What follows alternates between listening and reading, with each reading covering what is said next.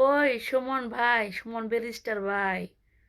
আগে এমপি হওয়ার আগে দেখি কত মানুষ কত কথা কইতেন, কত মহা দরদ দেখাইতেন, কত দরদি আসলেন, কত দেশপ্রেমিকা ছিলেন।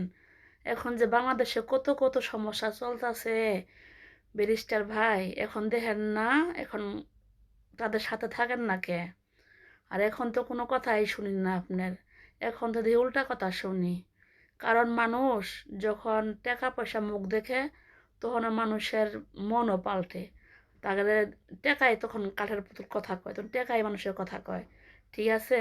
তখন দোষ প্রেমিক দিয়েছেন, দোষ দরিদ্র দেখাইছেন, তখন জনগণের দরকার আছিল।